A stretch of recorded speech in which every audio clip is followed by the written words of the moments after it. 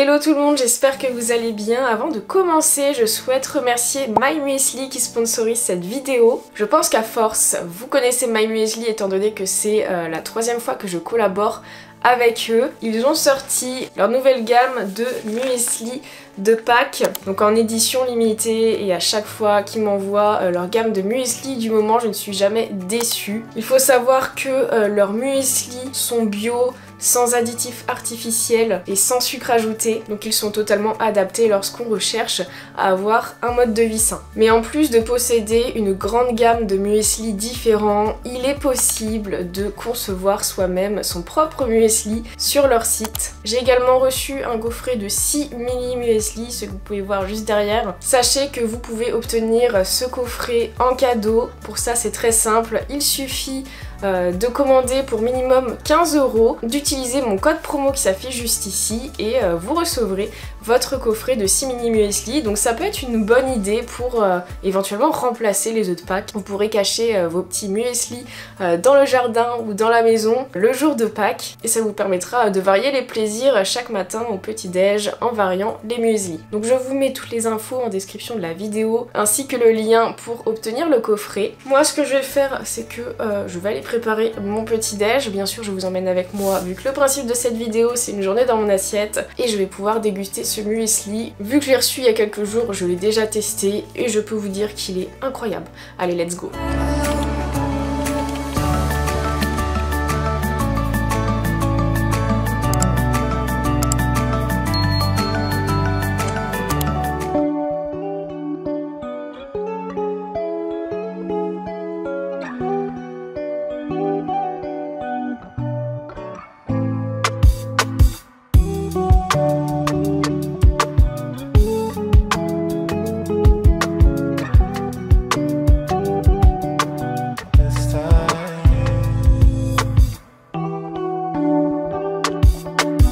Regardez, dans le muesli, il y a même des petits lapins de Pâques en chocolat. C'est beaucoup trop chou, j'aime trop.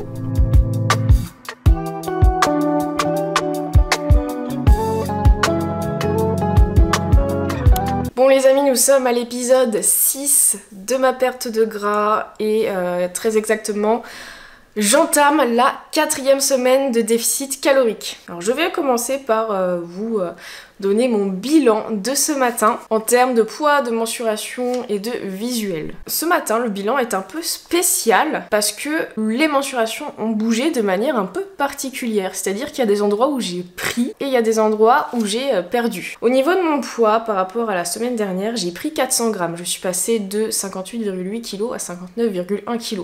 Donc là, on pourrait se dire, bah du coup j'étais pas en déficit calorique, j'étais au contraire en surplus, ce qui explique que j'ai pris du poids. Donc on pourrait se dire ça si je ne regardais que mon poids, sauf que heureusement je ne regarde pas que mon poids, mais j'ai continué de perdre au niveau des mensurations, donc je suis bien en déficit calorique. En fait le problème du poids c'est que ça peut varier pour énormément de raisons, notamment par rapport au cycle menstruel. Là j'arrive à la semaine d'avant-règle qui est la semaine où en général je pèse le plus lourd, ce qui expliquerait pourquoi j'ai pris 400 grammes au lieu de perdre. Il y a aussi le fait que je me donne vraiment à fond lors de mes entraînements de musculation. Je continue de gagner en performance, donc ça veut dire que je gagne du muscle, ce qui peut expliquer ce petit gain de poids. Je pense que le cycle menstruel plus gain de performance en musculation, les deux cumulés expliquent cette petite prise de poids. Et après ça peut être de la rétention d'eau, ça peut être un souci de transit, ça peut être plein de choses, donc c'est pour ça qu'il faut pas s'alarmer sur le poids et qu'il faut prendre les mensurations. Parce qu'au niveau des mensurations, j'ai perdu là où ça m'intéressait de perdre, c'est-à-dire les hanches et la taille. Je crois que j'ai jamais eu un tour de taille aussi bas, honnêtement. La semaine dernière, j'étais à 65,2 cm de tour de taille et aujourd'hui, je suis à 64,5 cm de tour de taille, ce qui fait moins 0,7 cm en une semaine, c'est pas mal. En tour de hanche, je suis passée... Ah non, tour de hanche, j'ai pas perdu. Je suis restée stable, pardon, je pensais que j'avais perdu, mais non. Non, un tour de hanche, la semaine dernière, j'étais à 81, là je suis toujours à 81 cm. Et en fait, j'ai juste perdu autour de taille. Voilà, cette semaine, j'ai juste perdu autour de taille. Et les fessiers, ça a pas bougé. Les cuisses, ça a pas bougé. Par contre, la poitrine et les bras ont augmenté. Qu'est-ce qui pourrait expliquer ça? Donc les bras, en fait, depuis le début de ma perte de gras, j'étais à 27 cm, ils bougeaient pas du tout. Et là, cette semaine, j'ai gagné 0,5 cm par bras, donc je suis à 27,5 cm de tour tour de bras. La poitrine, c'est là où j'avais le plus perdu. La semaine dernière, j'étais à 91. À mon tout début en poitrine, j'étais à 92,5 cm. Et bien là, je suis revenue à 92,5 cm.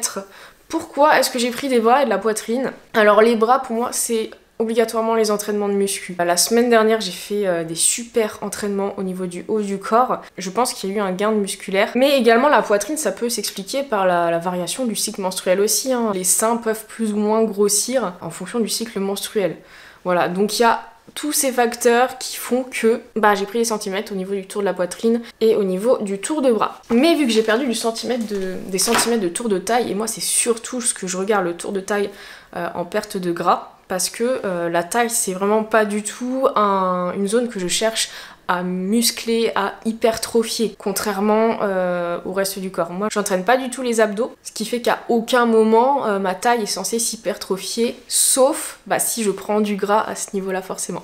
Donc vu que j'ai continué de perdre, c'est que j'étais en déficit calorique. Au niveau du visuel, entre le point de départ et cette semaine-là, il y a du changement, c'est sûr. Après, entre la semaine d'avant et cette semaine, on va pas voir de gros changements étant donné la variation de centimètres qui est très faible. Donc voilà, la perte de gras, faut vraiment être très patient, surtout lorsqu'on fait un déficit calorique plutôt modéré comme le mien. Mais la silhouette bouge quand même, hein. Entre le point de départ et aujourd'hui, la silhouette a quand même bougé. Et c'est ce qui m'intéresse moi, au-delà des chiffres, au-delà des centimètres en termes de mensuration et du poids. Ça honnêtement, c'est pas écrit sur mon front si vous voulez. Donc ça je m'en fiche, c'est surtout le visuel que je regarde. Et visuellement, je suis plutôt satisfaite du résultat. Du coup, ce matin là, faut que je bosse sur l'ordi, j'ai mon contenu Instagram à faire et en fin de matinée, je vais aller à la salle. J'essaierai de filmer mon entraînement s'il n'y a pas trop de monde et ensuite on se retrouvera pour le déjeuner.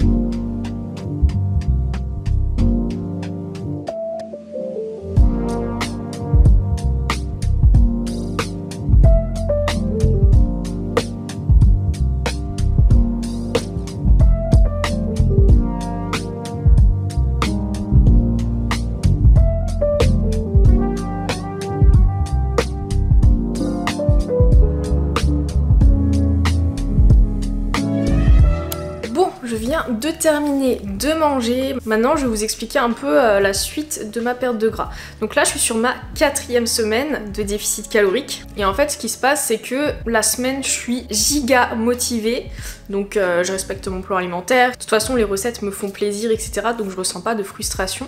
C'est juste arrivé le week-end que ça devient compliqué parce que le samedi soir je suis amenée à sortir et d'ailleurs c'est ce qui s'est passé samedi dernier, je suis sortie et j'en ai profité pour vlogger. Dans ce vlog je parlerai de comment gérer les sorties lorsqu'on a un objectif de perte de gras et ce vlog sortira dimanche prochain. Mais dimanche j'étais chez moi toute la journée et franchement c'était dur parce que en fait je m'ennuyais. En fin de journée je m'ennuyais, je savais pas quoi faire même si je pouvais dessiner, je pouvais faire plein de choses qui me plaisaient. Là j'avais pas envie, j'avais envie de réconfort mais de réconfort dans la nourriture. J'étais vraiment le soir à deux doigts de me commander une pizza et de me mettre sous le plaid et regarder Vampire Diaries. C'est vraiment ce que j'avais envie de faire dimanche. Je ne l'ai pas fait, j'ai suivi mon plan alimentaire. Mais pour être transparente avec vous, il y a des moments où je grignotais. Par exemple, j'ai mangé un petit peu de chocolat, genre 2 carrés, c'est pas grand chose si vous voulez. Et il y a un moment donné, je suis allée prendre un pot Nutella, oui j'ai un pot Nutella chez moi, et j'en ai mangé un petit peu à la cuillère. Vous voyez le fameux cliché de la nana qui mange son Nutella à la cuillère parce que elle a besoin de réconfort, bah c'était ça. Bon après j'ai pas dégommé le pot, j'ai dû prendre 2 bonnes cuillères à café,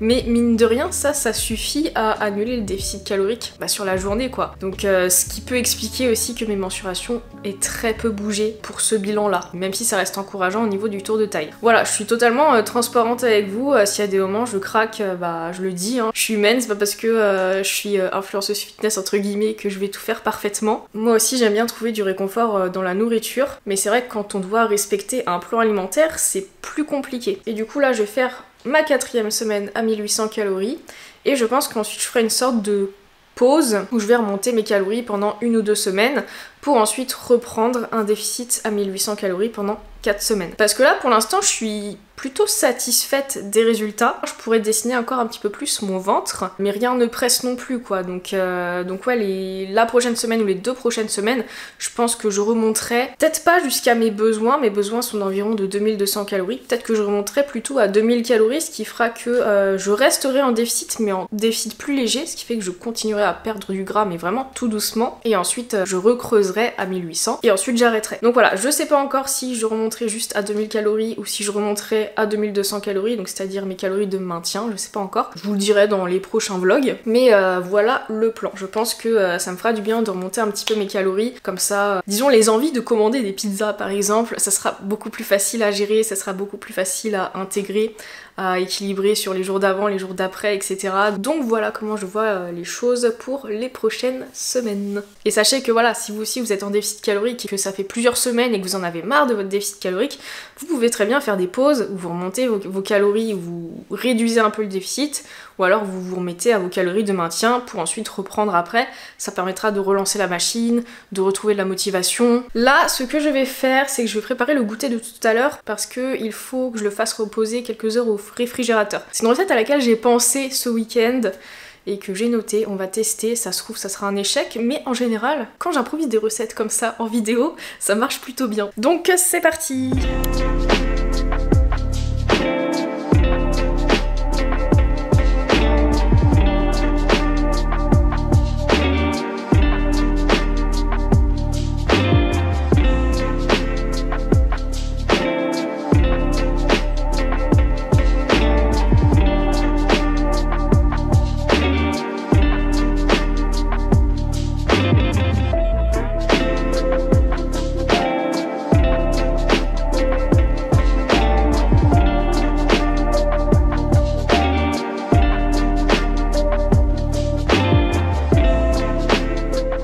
Je pense qu'on part sur un échec parce que déjà j'avais pas assez de chocolat pour faire... En gros l'idée c'est de faire une espèce de cookie sans cuisson.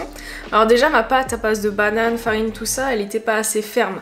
Je pense qu'il aurait fallu que je mette une demi-banane plutôt qu'une banane entière. J'aurais dû faire fondre 3 carrés de chocolat pour le glaçage entre guillemets, je sais pas si on dit ça comme ça, au lieu de mettre des pépites de chocolat dans la pâte. Donc voilà, là je vais laisser reposer plusieurs heures au frigo dans l'idée que ça durcisse et que je puisse le manger à la main, mais j'y crois pas trop. Bon bah écoutez, on se retrouvera pour le verdict.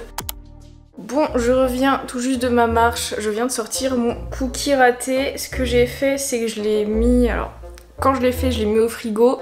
Ensuite, j'ai vérifié que ça durcissait, mais ça ne durcissait pas du tout parce que la pâte est pas du tout assez ferme. Ça aurait été plus adapté pour un truc à cuire, quoi. Mais bon, trop tard. Du coup, je l'ai mis une bonne heure au congèle. C'est pas encore très...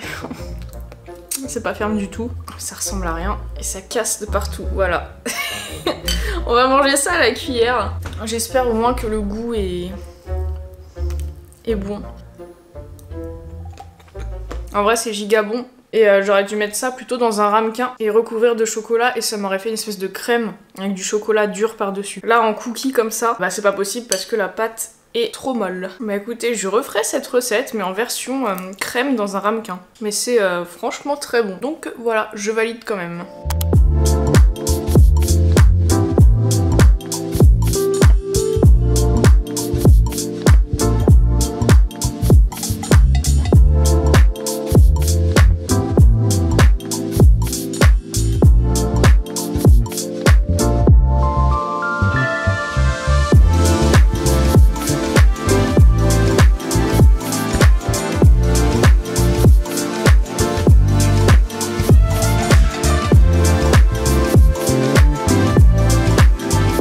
Voilà pour cette journée dans mon assiette. En vrai, j'étais à 2 doigts de commander une pizza. J'ai vraiment trop envie de me commander une pizza avec plein de fromage là. C'est horrible. Donc je ferai ça je pense le week-end prochain. En attendant, je vais respecter mon plan alimentaire. Et de toute façon, demain, j'ai prévu de me faire burger frites. J'ai hâte. Je commence à en avoir un petit peu marre d'être en déficit calorique, honnêtement. Après, c'est peut-être la période de mon cycle qui fait que j'ai plus faim que d'habitude, genre depuis hier. Je sais pas.